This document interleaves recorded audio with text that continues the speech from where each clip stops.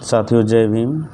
आज हम बात करेंगे यूपीएससी के माध्यम से 45 वैकेंसियों के बारे में, जो लेटरल एंट्री कहा जा रहा है। लेटरल एंट्री के माध्यम से वैकेंसियां भरी जा रही हैं, जिनमें आरक्षण का कोई प्रावधान नहीं दिया गया है। जो वैकेंसियां जॉइंट सेक्रेटरी, डिप्टी सेक्रेटरी और डायरेक्टर की वैकेंसियां हैं, बड़े बड़े पदों पर जो बड़े बड़े पद हैं उन पर आरक्षण का कोई प्रावधान ना दे करके केंद्र सरकार डायरेक्ट उसमें वैकेंसी करा रही है। लेटरल एंट्री उसी को नाम दिया गया है। इस तरह की वैकेंसी का 2018 में इंट्रोड्यूस केंद्र सरकार ने करवाया था।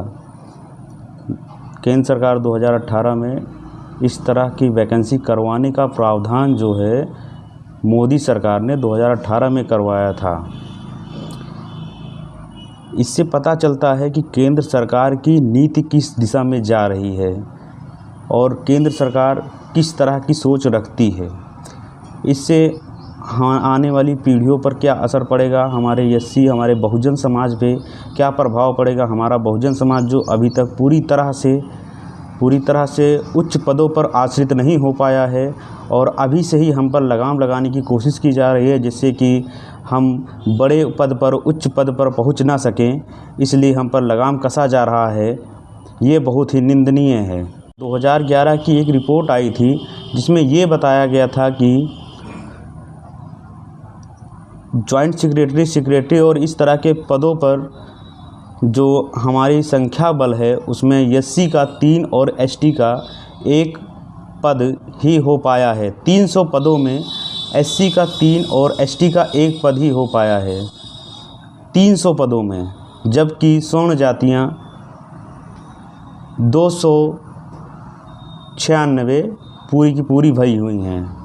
ओबीसी तो 1 भी नहीं हो पाए हैं। इससे सोचने वाली बात है कि हम बहुजन होने के बाद भी हमारी तादाद कितनी कम है वहाँ पर बड़े पदों पर। अभी से इनको इतनी खलबली हो रही है कि इन्होंने हमारे कदमों को रोकने के लिए किस तरह के प्रावधान लाने शुरू कर दिए हैं। इससे ये पता चलता है कि हमारे संगठन को, हमारे जो मजबूती हम में आ रही है उसको रोकने के लिए किस तरह के ये लोग प्रावधान कर रहे हैं। ये यूपीएससी जो संघ लोक सेवा आयोग है, इसमें जो मानसिकता मनुवादी तरह के लोग बैठे हुए हैं, इसको अब संघ लोक सेवा आयोग ना कह करके अगर संघ आयोग कहा जाए तो कोई बुरा नहीं होगा, क्योंकि ये मनुवादी सोच के लोग बैठे हुए हैं और इनकी सोच ये दर्शाती है कि हमसे कितनी घृणा करते हैं लोग। हम जैसे व्यक्तियों से, हम जैसे बहुजनों से कितनी घृणादायक सोच रखते हैं ये लोग। और हम पहले के बहुजन नहीं हैं जो डर जाएंगे या किसी भी प्रकार से हमें दबाया जाएगा। हम आज के बहुजन हैं जो बहुत ही मजबूत और बहुत ही संगठित हो चुके हैं। आज हम अपनी आवाज़ को, अपने अधिकार को लड़ के ले सकते हैं, अपने अधिकारों को मांग सकते हैं, अपने अधिकारों के लिए लड़ सकते हैं, अपने अधिकारों के लिए हम लड़ सकते हैं, अपने अधिकारों को हम छीन सकते हैं। हम 85% बहुजन होने के बाद भी हम पर 15% स्वर्ण शासन कर रहा है ना। शर्मिंदगी की बात कहें तो शर्मिंदगी की बात है। 85% बहुजन होने के बाद भी 15% स्वर्ण हम पर शासन कर रहा है। साथियों, हमारा बहुजन समाज जो संख्या के आधार पर 85% और स्वर्ण संख्या के आधार पर 15% ही रह गए, 15% ही हैं। और ये स्वर्ण जातियाँ हजारों सालों से हमारे ऊपर शासन कर रहे हैं, हमारा शोषण कर रहे हैं। आज भी विभिन्न प्रकार के स्वर्ण लोग जो मनुवादी सोच के हैं वो हम पर शासन करने की, शोषण करने की सोच रखते हैं और कई तरीक़ों से, पहले की तरह ना डायरेक्ट ना हो करके विभिन्न प्रकार से, विभिन्न तरीक़ों से शोषण करने की कोशिश करते हैं। जैसे कि आज का जो फैसला है, जो वैकेंसी निकली है लेटरल एंट्री की, उसके बलबूते लेटरल एंट्री दे करके हमको बड़े पदों पर, उच्च पदों पर आश्रित ना करके निम्न पदों पर ही रिजर्वेशन देना। बड़े पदों पर क्या हम रिजर्वेशन के हकदार नहीं हैं? क्योंकि रिजर्वेशन जो दिया गया था वो आर्थिक आधार पर रिजर्वेशन दिया गया था, ना